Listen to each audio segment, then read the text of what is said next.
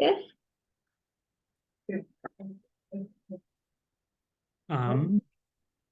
All right. Thanks everybody for coming. Today we have Aravind Asok from USC that's going to tell us, if I remove the speaker screen, about the Freudenthal suspension theorem in unstable motivic homotopy theory. All right, well, thank you very much for the invitation. Given the temperature, it sounds like it's better to be here virtually than in person. I'm spoiled by California weather, but but thanks so much for the invitation. I'd like to tell you about some recent work that's joint with Tom Bachmann and Mike Hopkins, where we establish a version of the Freudenthal suspension theorem in motivic homotopy theory. But before I do that, I want to sort of preface this by a classical story. So I'd like to start by talking about the problem of when a topological vector bundle has a nowhere vanishing section, or equivalently, when you can split off a trivial rank one summit. So let's fix some notation. I'm going to have some reasonable topological space M, and I'm going to write VR of M for the set of isomorphism classes of rank R vector bundles. One of the basic facts we learn about vector bundles is that at least if M is sufficiently nice, then we have a bijection between VR of M and VR of M cross I, where I is the unit interval. Usually call this homotopy invariance of vector bundles. And one of the things this leads to is the idea that you can actually get a homotopy classification of vector bundles. So let me write GR top for the Grassmannian of R-dimensional subspaces of some infinite dimensional real vector space. On that, there is a tautological rank R vector bundle, which is the thing that assigns to a point of the Grassmannian, the R-dimensional subspace. And if I have a continuous map from M to the Grassmannian, then I can pull back that bundle and I get a vector bundle of rank R on M. And because of the homotopy invariance statement, homotopic maps actually yield isomorphic bundles. And it's a classical result due to Pontryagin and Steenrod from the late 1940s that, in fact, that pullback construction determines a bijection from homotopy classes of maps between M and the Grassmannian and isomorphism classes of rank R vector bundles. So this is a beautiful statement, and it allows us to turn lots of problems from geometry or from bundle theory into purely homotopic problems. So I'd like to focus on a certain class of such things. All right, so if I look at well, there's a map from the Grassmannian of R-1 dimensional subspaces to the Grassmannian of R dimensional subspaces, and which corresponds to basically adding a trivial rank 1 bundle. So this is the classifying map of taking the sum of the tautological bundle and a trivial rank 1 bundle. So for an example of the kind of problem that we can turn into a homotopy problem, if I want to know when a rank R bundle has a nowhere vanishing section, that's asking if I can build a lift of the classifying map of the rank R bundle along this stabilization map from GRR-1 to GRR. So this is a homotopy lifting problem. I have some map. If I can turn it into a fibration, then there's a sort of well-defined way of systematic procedure to sort of figure out when I can build such a lift. So let me talk about that in some specific situations. So suppose I have a closed manifold of dimension D, and I fix some rank R vector bundle. So it'll be useful to have a name for the difference between D and R. I'm going to call that the corank. So I'd like to discuss basically 3 domains where I can understand when I have a nowhere vanishing section. So first of all, if R is bigger than D, then if I take a generic section of my vector bundle, then it's nowhere vanishing, some sort of generic position, general position argument. And in homotopy theoretic terms, that means that a lift exists as long as R is bigger than D. So a lift along that map SR. So the first interesting place is non-negative corank. So I'm now going to start with the co-rank 0 case. So take a closed manifold of dimension D and fix a rank D vector bundle. All right, so here, there's an evident obstruction to existence of a nowhere vanishing section, which is basically the vanishing locus of a generic section. That's going to be a codimension D subset. And if I take the cohomology class that's point grade dual to that, then I get something which is typically called the twisted Euler class. Now, the reason I put twisted in parentheses here is because I haven't made any assumptions about orientations, and so there's some slight orientation issues that I have to deal with, but I'm going to ignore those for the moment mostly. Like I said, please feel free to ask questions. Anything isn't clear, I'm going to go through this part probably a little bit faster and then slow down a little bit. All right, so let me say a little bit about what this twist is. I'm looking at the real Grassmannian, and it has a fundamental group, which is Z mod 2, and the classifying map of my bundle gives me an orientation local system.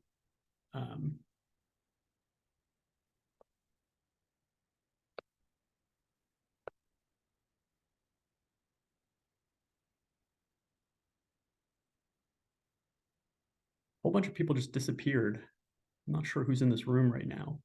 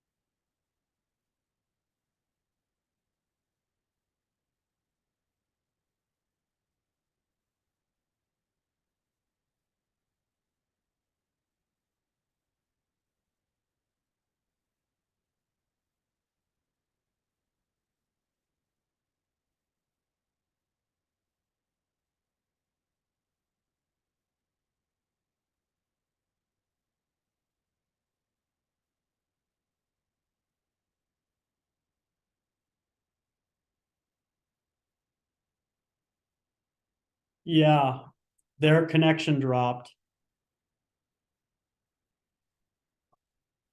So I'm texting with Craig. Craig is keeping me posted about what's going on.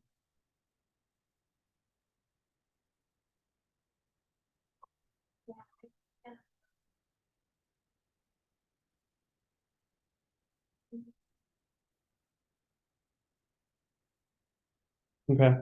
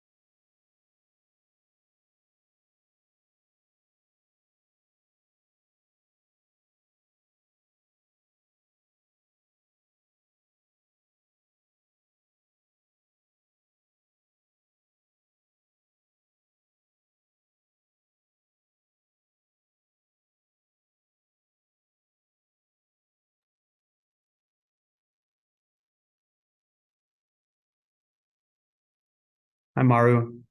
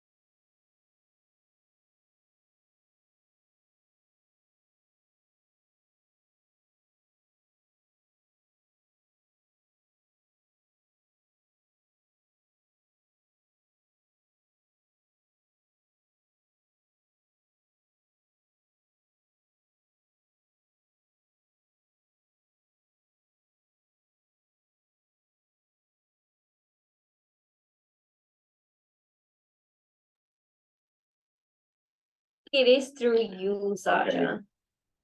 I'm not gonna mess with it. No, you should.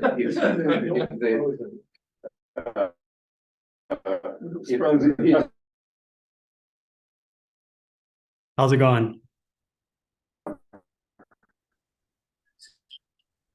Oh, there we go. Not great.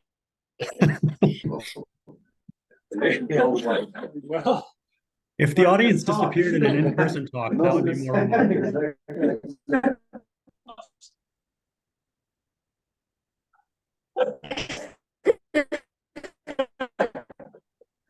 Do we know that your room is back on? let's not mess with it. All right, okay. No, this is correct, because actually, usually the signal is so weak here. Like It's working. Okay. Let's give it a try. And if so, we have a poor Wi-Fi connection right now, Aravind, so we might interrupt you if you are terribly lagged. Okay, can you hear me? Oh, yeah. We should not be muted. No, it's okay. He's not speaking, is he? Well, Hello. Can you hear us? I can. Yeah. Oh, no. Okay, Okay. good. I'm gonna just text him and say, go ahead. Yes. Go. He cannot hear us. No, I can hear you. That was an auto response.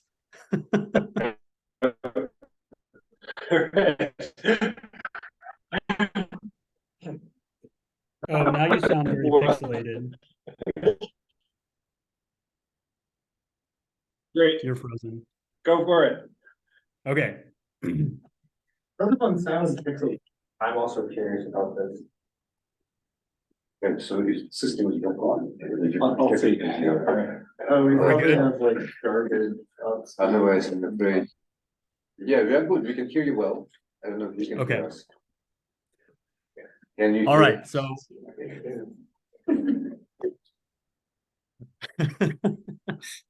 I'll try to text with Craig on the side while I'm giving the talk. Same.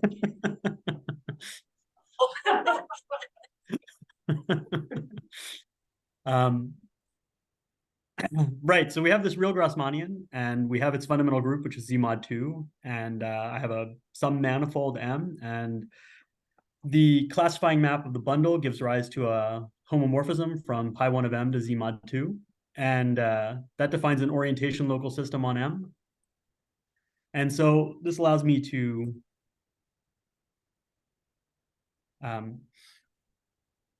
say exactly what the primary obstruction is, and this will be useful schematically later.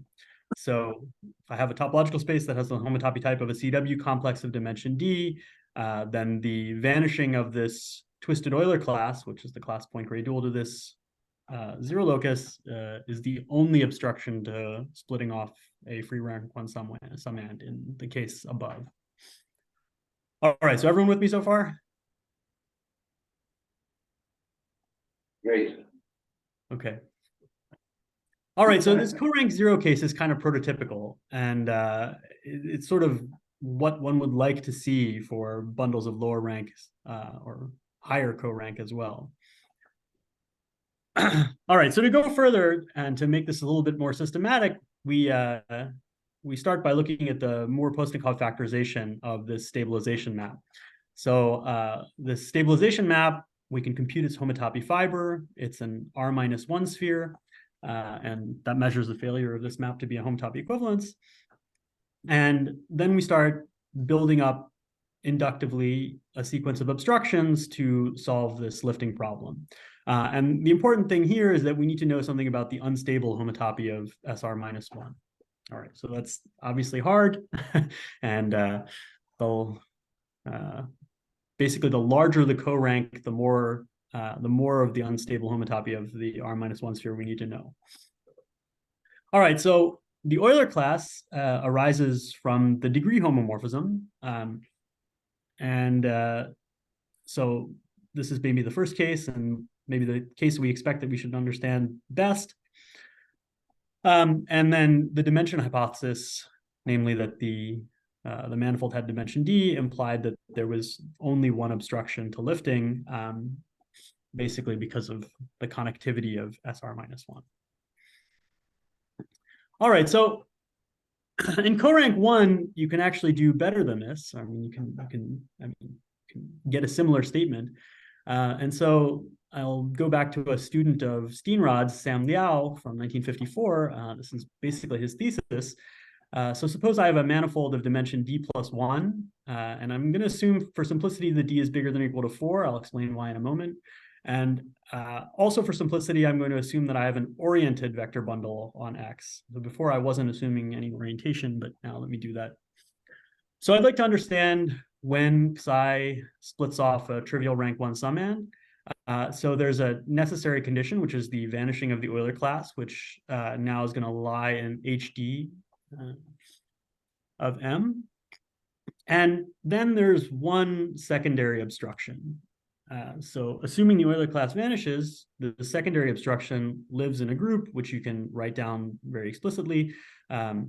So it's HD plus 1 of M with Z mod 2 coefficients modulo, it lives in some coset, so that modulo the image of some cohomology operation. So some twisted square 2, where you take square 2 and you add W2 cup.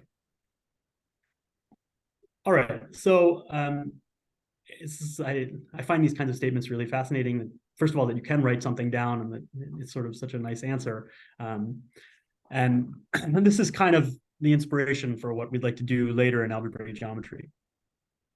All right, so again, how do we get this kind of statement? You just analyze the Mohr-Postnikov tower. The primary obstruction is exactly the same as before, but assuming that that vanishes, there is a well-defined secondary obstruction, and this comes from the next non-vanishing homotopy sheaf, homotopy group of the sphere. And I assume D bigger than or equal to 4, basically to be in the stable range, and so this group is always Z mod 2. You can actually write down what this is when D equals 3 as well, and you replace square 2 by the Pontryagin square, and there's a similar kind of statement. Maybe slightly more involved. All right, and so again, the dimension hypotheses imply that these are the only obstructions. And so you can keep going like this, and I mean, various people have done so. There's a beautiful lecture notes in math by Emery Thomas called Seminar on Fiber Spaces, where he goes through and sort of works out the Postnikov obstructions to existences of nowhere vanishing sections of vector bundles. It's from the 60s, and this was kind of a big industry for a while. All right. So I'd now like to transition to algebraic geometry and try to tell an analogous story. And maybe you can already see where Freudenthal suspension is going to come up in the discussion of this secondary obstruction, or even in the primary obstruction, really. You'll notice that the groups that appear are homotopy groups of spheres, and the reason this obstruction was sort of so systematic and looked the same in every dimension was because of stabilization in homotopy. All right. So what we'd like to do is take this paradigm for how to think about vector bundles and really take it seriously in algebraic geometry. And the first person to do that was Serre. And let me quickly recall how this went. So suppose I have a Noetherian ring of Krull dimension D, and I have a projective module of rank R. So analogous to the situation before, I'm going to write VR for the set of isomorphism classes of rank R projective R modules. And as Serre showed us, we should think of these things as algebraic vector bundles on the variety spec R, or the scheme spec R. And again, I'll talk about the co-rank of P, which is the difference between D and R. Okay, so there's an analogous stabilization. If I take the direct sum with a trivial rank 1 R module, then I get a function like this from isomorphism classes of rank R minus 1 projectives to rank R. And I'm interested in studying this function. All right, so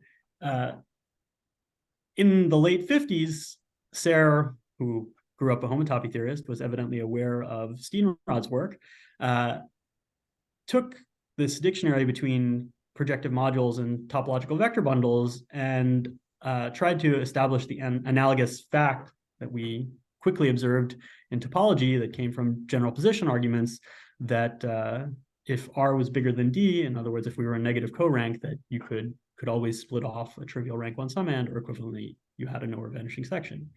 And so by adapting this sort of algebra geometric, producing an algebra geometric version of this general position argument, he established exactly the same thing in this setting. So this function, the stabilization function, is surjective if R is bigger than D.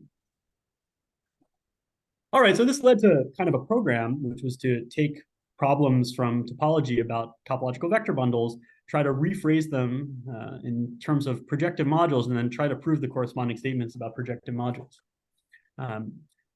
Projective modules, as you might imagine, are much more rigid objects than topological vector bundles. And so in sort of the idea of a generic section in the algebra geometric situation is maybe a little bit harder to make sense of. But anyway, that was the motivation. And so in the mid-60s, Bass came up with this problem, which was, can you just characterize the image of SR? So that's pretty much exactly what we were trying to understand in the topological setting for small values, or in the situation when the co-rank was small. All right, so this problem in algebra was much harder, and it took a long time to answer this question. Well, it still not completely answers, of course, but even to get analogs of the kinds of results that one had in topology is quite difficult. All right, so in order to get better answers, we need to impose restrictions. Unfortunately, we can't work with arbitrary Noetherian rings. So from now on, I'm going to assume I'm in a geometric situation. So I'm going to be working with a field, and I'm going to assume I have a smooth K algebra of dimension D. So smooth, this means I have a smooth affine variety, right? So something cut out of affine space by some finite number of polynomial equations, and then smooth in the usual topological sense, and the Jacobian criterion is satisfied. All right. So there's an analog of the Euler class, which is the vanishing locus of a generic section. This has a slightly different name in algebraic geometry, and the orientation issue that I described before sort of gets thrown away when we talk about this. But this class can be formalized in what's usually called the V-Chern class of the projective module. All right, so this now lies in a slightly different group, but it's an analog of sort of singular cohomology. It's the Chow group of codimension D cycles. So you replace topological cycles by things generated by algebraic subvarieties of some codimension, and then there's an equivalence relation, which is rational equivalence. So I don't want to get into that too much. And just for the moment, let me just say that this is analogous to singular cohomology in algebraic geometry. But we run into a basic problem, which is that if I'm not working over a field that's algebraically closed, this top Chern class obstruction is insufficient to guarantee, or its vanishing is insufficient to guarantee existence of a nowhere vanishing section. So if you take the tangent bundle to the real Hue sphere, which I mean, like take the algebraic variety, which is K of XYZ, or R of XYZ modulo X squared plus Y squared plus Z squared minus 1, then you can compute this top Chern class, and you can see that it's actually 0. But for topological reasons, this doesn't split off a free rank 1 summand. Okay. So in algebraic geometry, we immediately run into this dichotomy, which is that if the ground field K is not algebraically closed, there are sort of clear arithmetic or field theoretic issues that one has to confront. So you can turn this into a question: when, if ever, is the vanishing of this vanishing locus of a generic section sufficient to guarantee existence of a free rank 1 summand? All right, so it turns out that if K is algebraically closed, then in fact, the vanishing of the top Chern class is sufficient to guarantee existence of a nowhere vanishing section or existence of a splitting. But this is not nearly as straightforward to prove as it is in topology. So this was established when d equals 2, so for surfaces in 1976 by Dick Swan and Matamurthy. And then a number of years later, d equals 3 was treated by Mohan Kumar and Murthy. And then it took even longer before you could treat the general case. So Murthy did this in 1994 for d bigger than or equal to 4. The techniques are sort of classical, but they're really kind of just ring theoretic and ideal theory techniques. I don't want to say too much about it because I'm not actually going to go in that direction. But this still leaves a question, which is what happens when K is not algebraically closed? There's got to be more than the top Chern class. So what is it? And it's also worth pointing out that these classical tools are essentially useless when you want to talk about situations where you have co-rank bigger than 0, so projective modules of rank smaller than the dimension. All right, so enter motivic homotopy theory.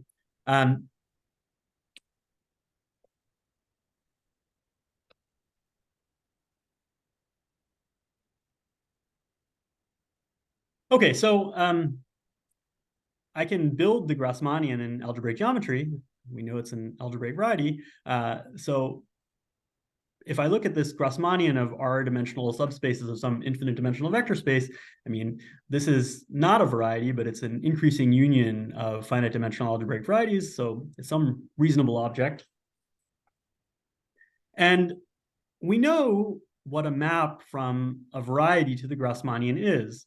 It is a vector bundle or a projective module on R, and some collection of generating sections of that vector bundle. So a surjection from a trivial module onto that projected module. All right, so there is an algebrogeometric analog of homotopy. Namely, I can look at homotopies parameterized by the affine line. So in other words, I can say that two maps from spec R to the Grassmannian are naively homotopic if there's a map from the polynomial ring in one variable over R, and take its spectrum to the Grassmannian, and I'll call that a naive homotopy, such that its value at 0 is the first map and its value at 1 is the second map. Okay, so that's, I hope, straightforward and makes sense that we can build this. All right, so it's a theorem which requires a fair amount of work. At least if K is a field and R is say a smooth K algebra, then if you look at naive, so look at the equivalence relation generated by this notion of naive homotopy, and you look at projective modules modulo or maps modulo naive homotopy, then that actually is the set of isomorphism classes of rank R projective modules. So proving this actually requires a fair amount of effort because I mean, what does this amount to saying? It says that basically the naive homotopy class doesn't depend on the choice of generating sections. So this is more or less equivalent to the Basquillin conjecture, but I'll come back to that in a little bit. So you'll also maybe notice that I said the equivalence relation generated by, so naive homotopy is not a good notion. It's typically not an equivalence relation. So that's a little bit problematic. So what we'd like to do is get sort of a better notion, which is more well-behaved in an abstract sense, but then we're going to lose some computability. All right, so you'll also notice that I restricted my attention to smooth rings or regular rings in what I said. And the reason I did that was to have some analog of homotopy invariance. It's just not true that if I'm working with rings that are not regular, that the functor of isomorphism classes of projective modules is invariant in this algebrogeometric sense, where you take the same value on the affine line across your variety as you do on the original variety. All right, so let's try to take this homotopy invariance more seriously. And I'd like to build a homotopy theory for smooth varieties. So let me fix a base ring, which will later be a field, but no harm in doing it in this generality here. And I'm going to look at smooth varieties over K. So smooth K is not big enough to do homotopy theory. There's lots of constructions you'd like to perform, taking increasing unions of things, quotients of things, and you just can't do those in smooth varieties. For example, the Grassmannian is not in smooth K by this definition because it's an increasing union of finite dimensional things. All right, so we'll enlarge it, and there's kind of a standard procedure nowadays for doing this.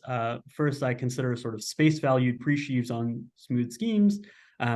This has the property that I can build all sort of categorical constructions that I want in it, colimits and limits. And now I'm going to force two kinds of maps to be equivalences.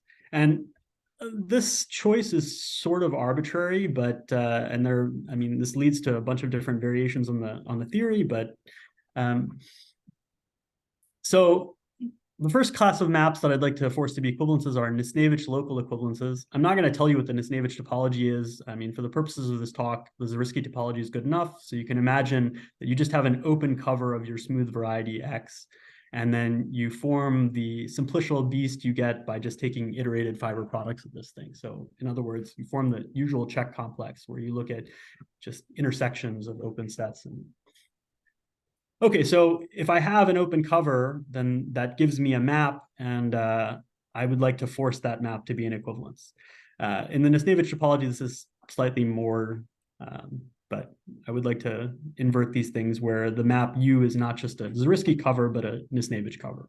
So if you know what that is, great. If you don't, it's not going to matter. And the second thing I'd like to do is I'd like to force the projection from the affine line to be an equivalence. Okay. So there's a standard way to do this. I can Bousfield localize my space-valued presheaves, and I get something which I'm going to call the category of motivic spaces.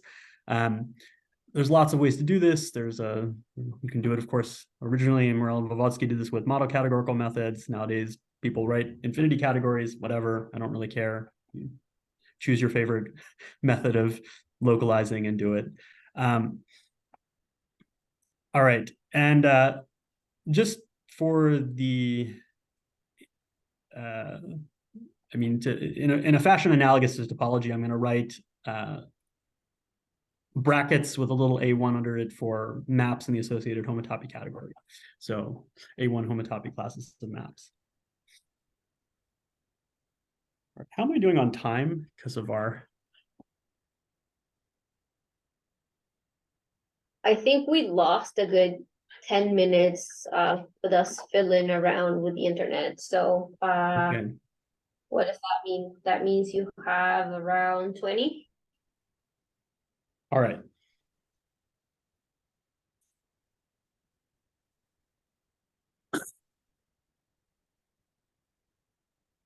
Okay, so if I take R is equal to 1 in the Grassmannian, I get infinite dimensional projective space. And you, at least under the hypothesis that K is a regular ring, you can check that, and in fact, Morel-Blavatsky check that maps in the motivic homotopy category from any smooth K variety to P infinity are exactly the isomorphism classes of line bundles.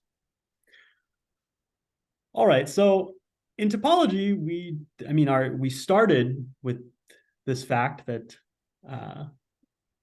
vector bundles on any reasonable space were represented by maps to the Grassmannian, homotopy class of maps to the Grassmannian. Unfortunately, in algebraic geometry, this fails as soon as R is bigger than or equal to 2. So if I take a smooth variety that is not affine, there's no hope that vector bundles are going to be A1 invariant, which is kind of a necessary condition for being able to do something in the motivic homotopy category. But nevertheless, sort of the next best thing holds. If K is a field or Z, in fact, anything that's smooth over a Dedekind domain, then for any affine K scheme, we know that maps in the homotopy category from spec R to the Grassmannian coincides with isomorphism classes of rank R projective modules. And in fact, this is the same thing as naive homotopy classes of maps. So what this allows us to do is it says, if I can build maps in the motivic homotopy category, then those actually correspond to actual vector bundles, which is kind of nice. So this theorem has sort of a longish history. Morel proved this in 2006 with at least assuming R is not 2 and K was a perfect field. And then this was simplified a little bit by Marco Schlichting in 2015. The assumption that K was perfect was still necessary, but at least arbitrary R was allowed. And it significantly simplified Morel's argument. And then in joint work with Marco Iwa and Matthias Wendt, we gave an essentially self-contained proof of this. And what we showed is that this kind of representability statement in the motivic homotopy category is equivalent to the so-called Basque-Quillen conjecture. So that's the Basque-Quillen conjecture is the statement that the functor of isomorphism classes of vector bundles is A1 invariant. So it takes the same value on R and a polynomial ring in one variable over R. All right. So smoothness is essential, but now affineness is also essential if we want to actually get vector bundles. All right. Furthermore, there's an analog of the fiber sequence that we wrote down before that in the motivic homotopy category, if I look at the stabilization map, that corresponds to a map from the Grassmannian of R-1 dimensional subspaces to the Grassmannian of R-dimensional subspaces. And you can actually figure out what its fiber in the motivic homotopy category is, and it's affine R space with the origin removed. At least up to equivalence. All right, so you can build a version of obstruction theory in the A1 homotopy category. And if you want to run the kinds of arguments that we did in topology, then we need information about the motivic homotopy type of punctured affine space. All right, so let's try to do this in motivic homotopy theory. All right, so in the motivic homotopy category, there are two circles. There's a simplicial circle, S1, or the topological circle, and there's the Tate circle, GM. And so this is just the affine line with the origin removed and pointed by 1. And in this category of motivic spaces, P1 is equivalent to S1 smash GM, and AN minus the origin is equivalent to SN minus 1 smash some number of GMs. All right.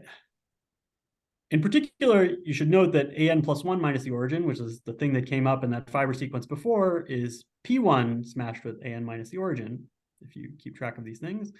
And in any case, we get a bi-graded family of spheres, SPQ. And so this is the indexing convention that I like to pick. SPQ is P minus Q smashes of the topological circle and Q smashes of the Tate circle. And we're doing things functorially on smooth on the category of smooth varieties, and so the natural thing that comes up is homotopy sheaves, not homotopy groups. So these are the things that give us a Whitehead theorem. So once I have these circles, then I can look at homotopy classes of maps from these circles smashed with some arbitrary smooth variety that defines some functor, and then I can sheafify that, and that's what's going to give rise to these homotopy sheaves. All right, so if I'd like to run the same kinds of arguments that I did in topology, I'd like to know something about what those homotopy sheaves look like. For example, when are they vanishing? In topology, I started with the R-1 sphere, and one of our basic facts is that this has some connectivity. And so Morel observed that affine n space minus the origin is, in fact, suitably connected from the standpoint of motivic homotopy theory. So what does this mean geometrically? I mean, connectedness in topology typically means something that you can understand in terms of paths and connecting points and such things. That's also true in algebraic geometry, at least for sufficiently nice spaces. So in particular for affine n space minus the origin, to say that it's connected from the standpoint of motivic homotopy theory is to say that 2 points can be connected by a chain of affine lines. So hopefully that gives you some intuition of what connectedness means. It's a more rigid algebraic notion, but it still has some sort of nice geometric meaning. And higher connectivity can be examined analogously, where you stop thinking about lines, but now you can imagine planes and connecting sort of planes and such things. And anyway, there's a nice geometric understanding of what this connectivity means. All right, so Morel also computed the first non-vanishing homotopy sheaf and of affine n space minus the origin, and it has this sort of nice description. The only thing that I want to point your attention to here is that on the right-hand side, the answer is not independent of n. So there's an additional factor here, which is, I mean, besides the fact that the symbol looks the same modulo that subscript, the n does matter. And you can think about this as some sort of weight.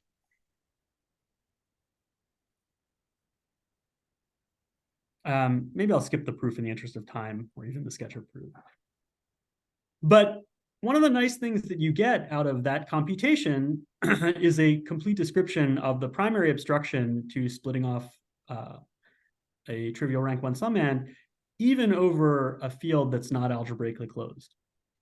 So there's an analog of the Euler class, which is now valued in this more complicated sheaf. And there's an analog of the orientation local system, which in this case is the determinant of the line bundle or of the vector bundle you're interested in. And it gives you some sort of local system twist. And this gives some new cohomology group, which is enhanced. It's sort of an enhanced version of the Chow group, but now has a lot of quadratic form data, which keeps track of orientation information. And this enhancement of the top Chern class, this Euler class, is its vanishing is necessary and sufficient to guarantee that E splits off a free rank 1 summand. So once we've recast things in this motivic setting, we learn two things. We sort of understand how to work over a non-algebraically closed field, and we understand sort of what the difference is between this and the sort of classical story involving the top Chern class in a better way. All right. And the proof of this fact is just to, I mean, once we've built this motivic homotopy category, there's a Postnikov tower in it, and we just run obstruction theory, and the proof is exactly analogous to topology. The dimension hypothesis guarantees that there's only one obstruction, and Morel's computation basically tells you what that obstruction has to be. All right. So then what about co-rank 1? In 1997, Matamurthy made this conjecture, which on the surface, if you're a topologist, I think looks ridiculous, because he assumed that, well, first of all, we're working over an algebraically closed field, and if I have a co-rank 1 bundle on a smooth affine variety of dimension d+1, he claimed that it would split off a free rank 1 summand if and only if the primary obstruction vanished. So you'll notice there's no secondary obstruction here. Furthermore, the only obstruction is the top Chern class, which I just spent a lot of time telling you was not sufficient. And we introduced this Euler class. I think it would be more natural if the primary obstruction here was the Euler class and not this top Chern class. So this is sort of a twofold bit of complication.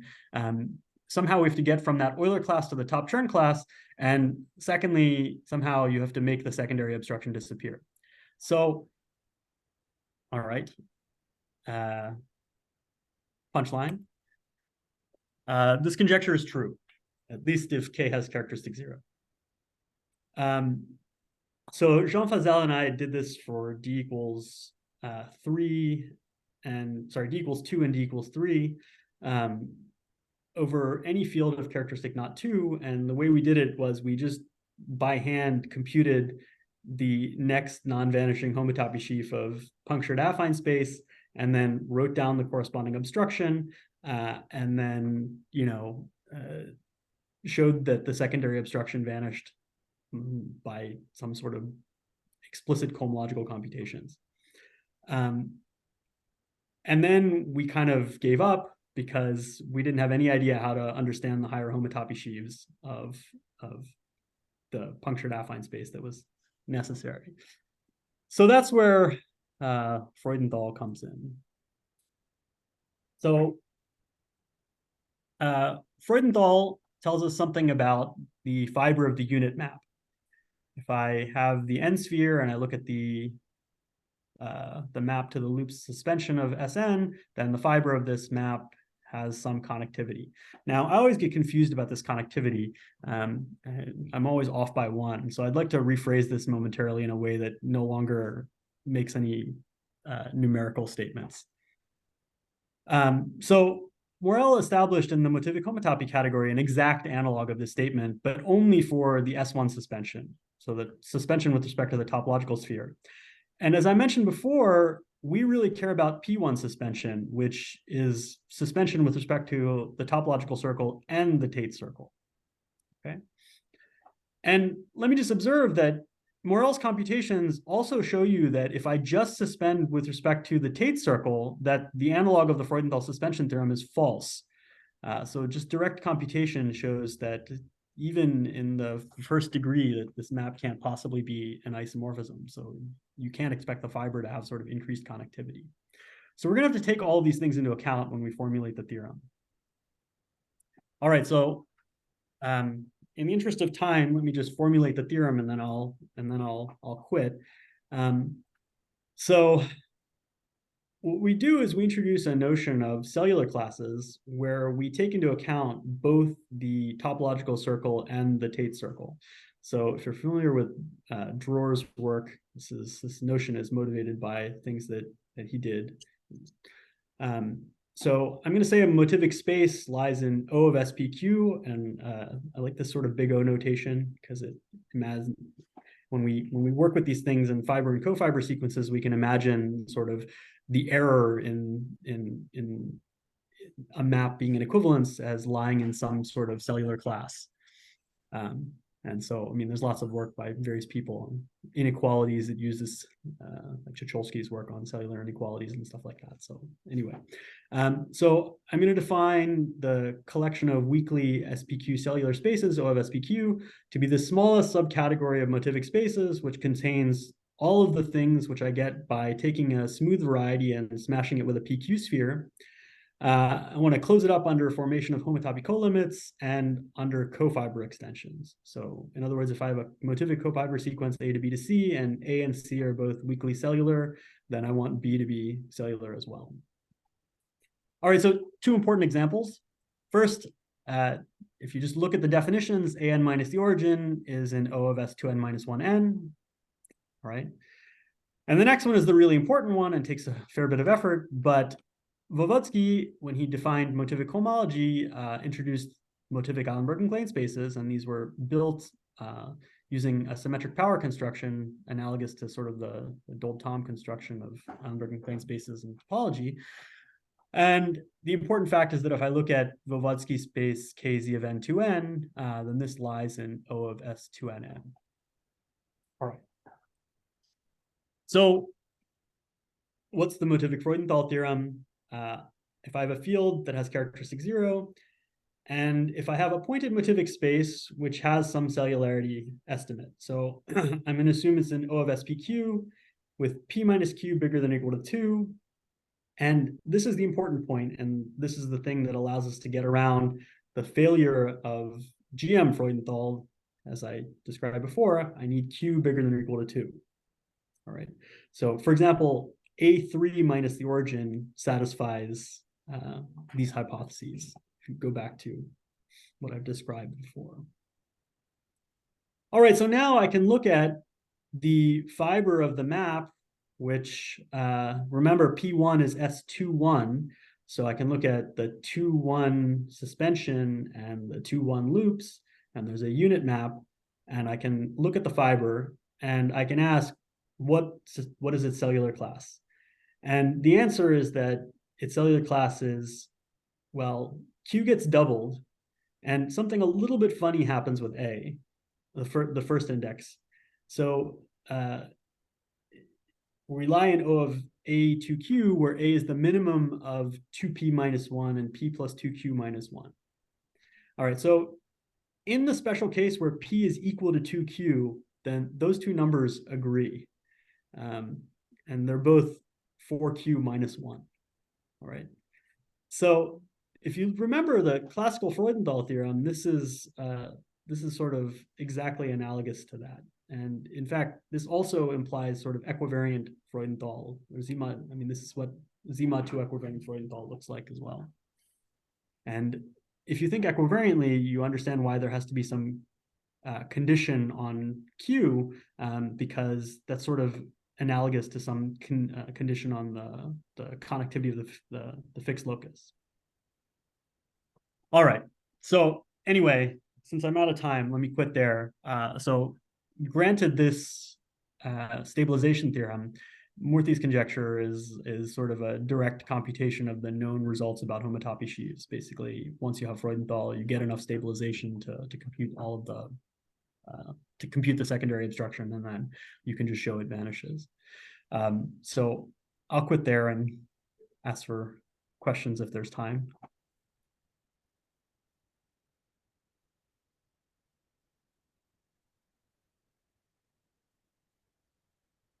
Right. Do we have any questions or comments for Aaron? I had two. Can you hear me, Arvind? Yeah. Cool. Is the indexing in the statement of the theorem, this is P1 loops and P1 suspension? Exactly. Yeah. And then can you say something about what the real reason is that a lot of the stuff about the vector bundles used smooth schemes, because it seemed like in your description for the original stuff, it would work fine as long as you had a CW complex of dimensions smaller than something to make the argument work.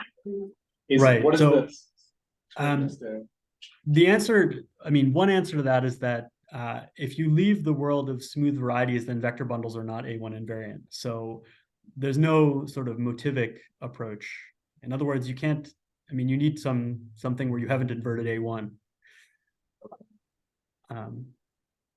So there are statements. So, I mean, one of the things Schlichting does is he, at least insofar as the primary obstruction is concerned, he develops a theory of the Euler class outside of the smooth case. And it is sort of conceivable that even outside of the smooth case, once you know what the answer is in the smooth case, it might just work in the singular case appropriately interpreted. So that's kind of what he does. He basically looks at, well, anyway, yeah, something slightly miraculous happens in the case of corank 0 in the singular case, and basically he somehow gets lucky and can manage to use some sort of A1 invariant things, even though things aren't A1 invariant. So.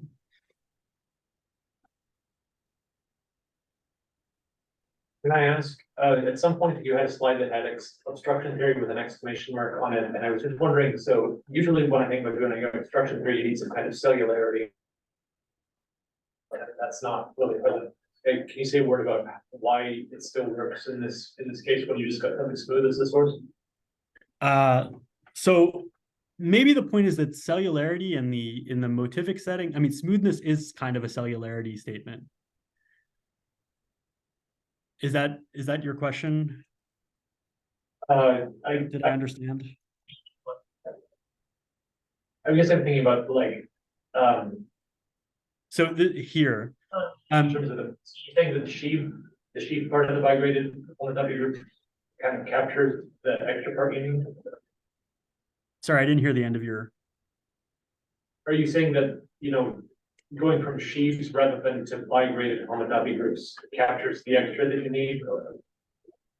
Yeah, that's maybe the right way to say it. I mean, the fact that this is the fact that X is a smooth variety, I think of as analogous to the fact that X is like a finite CW complex. In particular, this guarantees some cohomological vanishing. I mean, the fact that this has dimension D.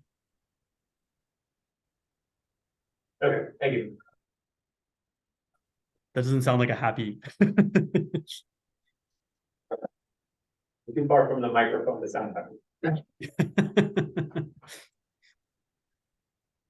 Do we have any other questions? When you mentioned the motivic, what was it? Homotopy group computations or motivic homology group computations at some point.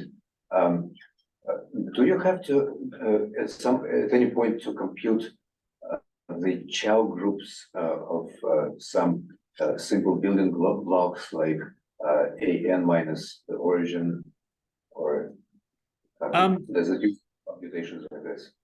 Yes, I mean, this kind of vanishing statement actually is so. How should I say this? So here,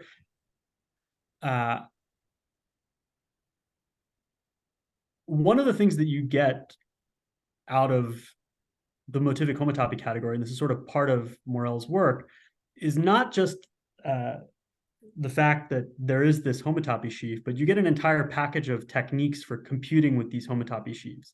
So these sheaves are very, very special. In particular, they all admit very nice Flask resolutions, so-called, at least when you restrict them to the smooth schemes. So these are so-called Gersten resolutions. And so you get a package of results which allow you to compute like that. And so, for example, this is what allows you to make the comparison between this Euler class and the top turn class, because it's not clear that this thing that I've written here is related to Chow groups in any way.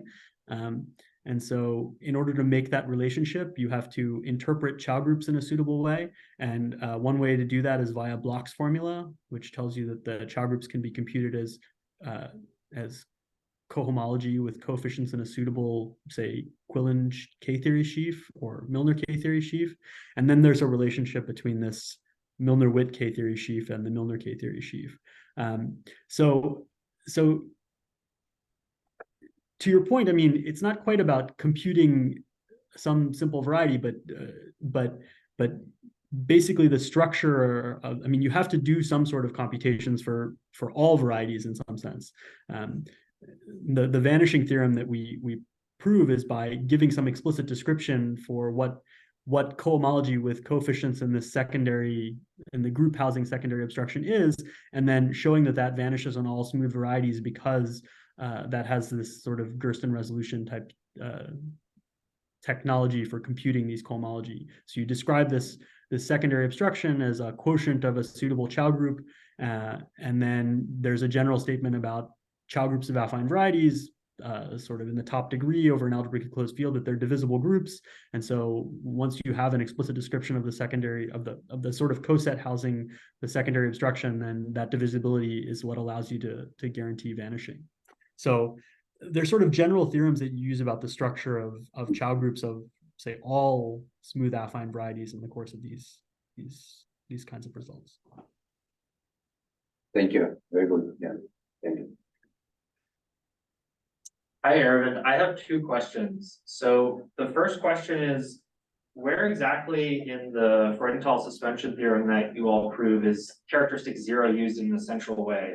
Do you need to assume some sort of resolution of singularities at some point? Great question. So maybe the short answer is absolutely yes. Okay.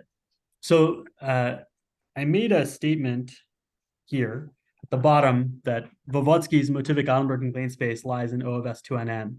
And I made some kind of cryptic comments about the Dold-Thom theorem. And Voevodsky's Dold-Thom theorem is actually central to our proof. And that's a theorem, the fact that you have this symmetric power model of motivic Allenberg plane spaces is very much a characteristic 0 thing. So there is a version of the statement where you invert, if you're working over a field, where you invert the residue characteristic. but that's not so useful for vector bundle computations because you, you can't handle the P part in essence. Okay, awesome, thank you. And then my second question is, so I think on maybe overall, you only talked about co-ranks 0 and 1 throughout the talk. Yep. I am in all of this, and so I'm expect maybe that your suspension theorem can be applied to handle maybe some examples of co-rank 2, or is that a little too dreamy? No, you're absolutely right. So, I mean, I think, yeah, I mean, in fact, at least if R is, D is sufficiently large, bigger than or equal to 6, for example, then there's a known stable computation of the stable pi2 of the sphere spectrum. And this Freudenthal theorem allows you to destabilize that. And then you can, maybe I'll state this as a conjecture at the moment since all the details of the proof haven't been written down. But basically there's a primary and secondary obstruction which are necessary and sufficient. And the tertiary obstruction, which comes from pi2, ends up always vanishing. Okay, cool. Yeah, I mean, there's all kinds of questions and directions you can go beyond this. We're also thinking about what happens over the real numbers instead of over an algebraically closed field. And it looks like there is, in addition to vanishing of the primary obstruction, there's a purely topological condition for the underlying vector bundle over the real points. And that's sufficient to guarantee splitting for smooth varieties over the real numbers in co-rank 1. And so, there's lots of different things you can do. I think co-rank 3 was where even in topology, people kind of gave up because it just became, it was unclear what the gain was at that point, I think, but Cool, thank you very much. Sure. Right, let's thank Aravind again. And yeah, thanks so much for bearing with us as we dealt with all these Wi-Fi issues. Oh, no worries. Thanks for having me. Good to see you, Arvind. Thank Good to you. see you, Craig.